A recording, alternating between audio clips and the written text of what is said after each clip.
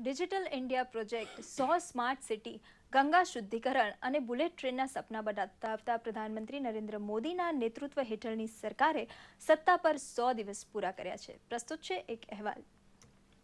પ્રધાનમંત્રી નરેન્દ્ર મોદીના નેતૃત્વ હેઠળ એનડીએ મંત્રીમંડળે શાસન ધુરા સંભાળ્યાને 100 દિવસ પૂરા થયા।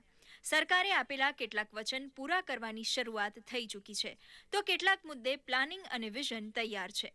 ગુડ ગવર્નન્સ, પારદર્શિતા, ડિજિટલાઇઝેશન, લોક ભાગીદારી સાથે સરકાર શાસનનો અહેસાસ કરાવી રહી છે। આપણો વહીવટી તંત્ર એટલે કે પ્રશાસન એ બ્રિટિશ સરકારની ભેટ છે।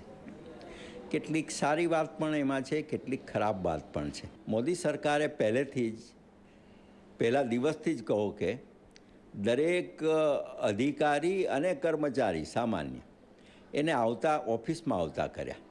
આ દેશમાં કર્મચારી અને ઓફિસરને ઓફિસમાં આવતા કરવા એ પણ એક બહુ મોટી ઘટના ગણાય। સિદ્ધિઓની વાત કરીએ તો પ્રથમ ત્રિમાસમાં જીડીપી દર વધીને 5.7%ની સપાટીએ પહોંચ્યો। જનધન યોજના અંતર્ગત નાણાકીય અસ્પૃશ્યતાનો અંત લાવતા 1.5 કરોડ ખાતા ખુલ્યા।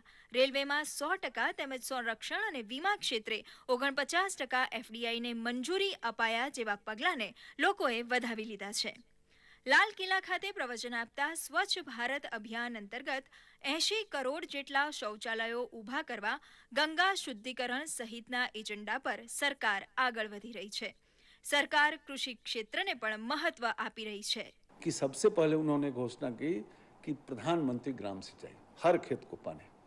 दूसरा कि जब तक खेत बीमार है, किसान को पता नहीं है कि हमारे खेत में कौन सी बीमारी है, क्या इलाज होना है, तब तक पैदावार अच्छा नहीं हो सकता। तो उन्होंने ऐलान ही नहीं किया, बिल्कुल प्रतिबद्धता के साथ कि अगले 3 वर्ष के अंदर हर जोतदार को, हर किसान को सॉइल हेल्थ कार्ड मुहैया कराएंगे। सरकारना पारदर्शक शासन थी लोको पण खुश छे। पहली बार अपने देश में ऐसे प्रधानमंत्री आए जिन्होंने अपने प्रधानों को ऐसा बोल दिया चुपका के अपने सगा संबंधियों को किसी भी कैबिनेट में रखने का नहीं है। इससे भ्रष्टाचार बहुत कम होता है। सरकारनी सिद्धिओना दावा वच्चे विरोध पक्षનું કહેવું છે કે એનડીએ સરકાર જૂની નીતિઓનું જ અનુસરણ કરી રહી છે।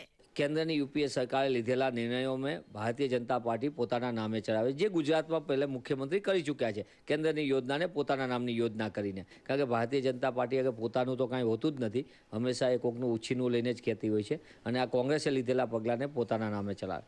લોકોને લાગી રહ્યું છે કે પ્લાનિંગ સારું છે, પરંતુ સમય જ બતાવશે કે અચ્છે દિન ક્યારે આવશે અને કેવા હશે। સુરાજ્ય, સુશાસન અને વિકાસની નેમ સાથે બનેલી મોદી સરકાર પાસે લોકોની અપેક્ષાઓ વધી રહી છે, પરંતુ લોકોની અપેક્ષાઓ પૂરી કરવા માટે સરકારને હજુ વધુ સમય જોઈશે। દેવસિંહ વરોતરિયાની સાથે જતીન ભટ્ટ, દૂરદર્શન, અમદાવાદ।